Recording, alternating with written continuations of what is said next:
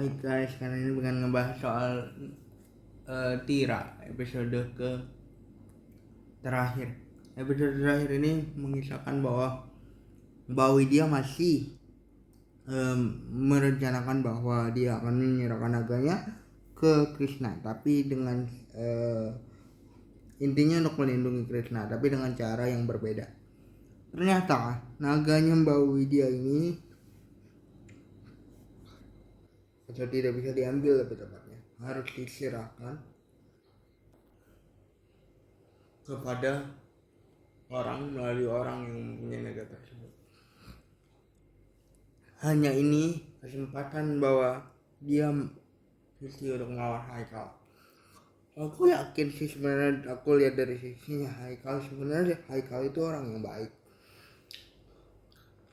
Dia hanya mengambil sebuah keuntungan dari apa yang sudah dia dapat dengan tidak sengaja, yaitu mengambil naga ayahnya.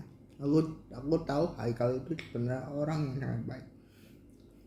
Tapi sisi Haikal di sini memang berbahaya, apalagi buat keluarga Mbak Widya. Pada saat dia Suci mengetahui bahwa ini adalah satu-satunya cara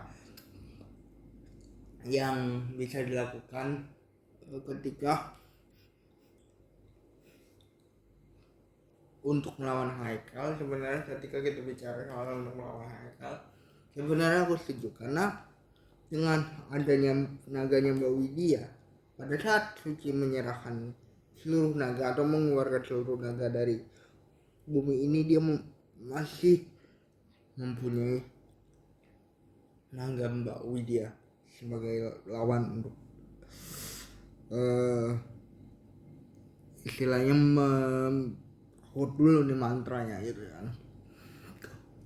Si Mbak Widya memutuskan hal ini karena dia adalah sebenarnya yang mempunyai naga Tira. Sosok Tira di sini memang tidak diperkenalkan secara rinci. Kita selalu diperkenalkan sama Suci dan kehidupan Suci secara dia sebagai sangman dan segala macamnya. Tapi akhirnya kita bisa tahu bahwa langkah yang diambil sama Mbak Widya adalah awal dari perjuangan Suci sebagai Tira. Suci berjuang untuk melindungi anak dari Mbak Widya di episode ini. Anak dari Mbak Widya dari episode ini adalah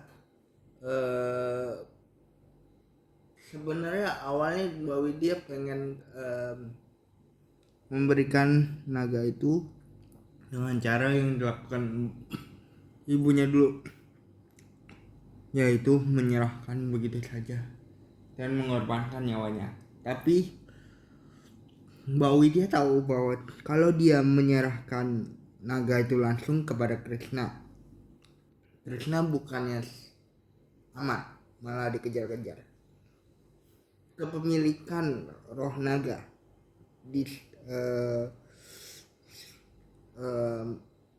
organisasi 9 naga bukanlah sebuah anugerah, tetapi malah sebuah kutukan. Itu menurut Mbak Widya. Jadi ketika dia memberikan naga itu kepada Krishna, maka Krishna akan dikejar-kejar. Mbak Widya yang merupakan seorang selebritis di sini sudah merencanakan hal yang dia lakukan ketika kita berencana untuk menyerahkan naganya kepada Krishna, ataupun nanti pada suatu saat dia ingin melakukan, namanya di sini disebutnya rencana de facto. Rencana de facto di sini harus dia lakukan untuk menyelamatkan Krishna. Mbak Widya mewariskan seluruh asetnya kepada Suci untuk menjaga Krishna. Tapi ada satu lagi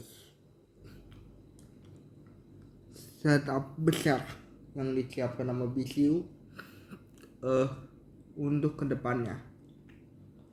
Bahwa dia masih menyisakan satu misteri lagi yang belum terungkap di episode terakhir ini, dan bahwa dia masih punya misi buat suci untuk dilakukan. Mungkin aku bilang film ini kalau dibilang cocok atau tidak menjadi setup bagi Godam dan Tira, mungkin belum cocok, karena memang aku berharapnya dia tuh jauh lebih memperkenalkan suci ini sebagai sebuah atau seorang pahlawan sebagai Tira gitu.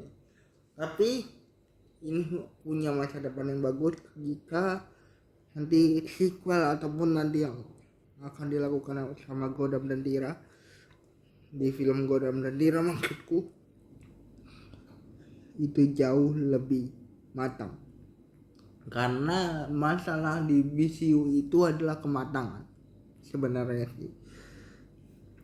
Kreasi yang ditunda karena pandemik harusnya tahun 2020 sudah tayang sebagai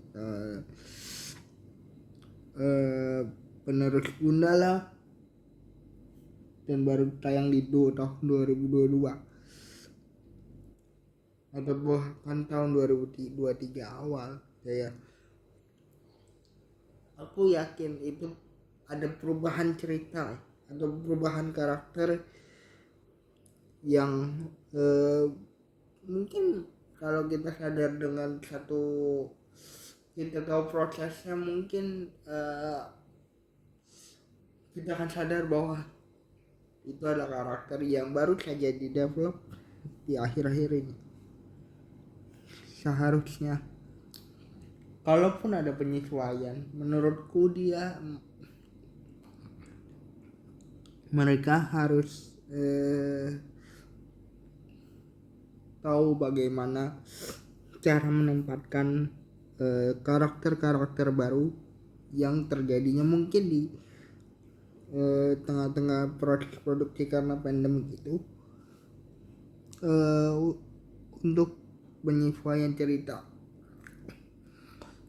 Ada beberapa karakter baru yang ditambahkan di Triasi.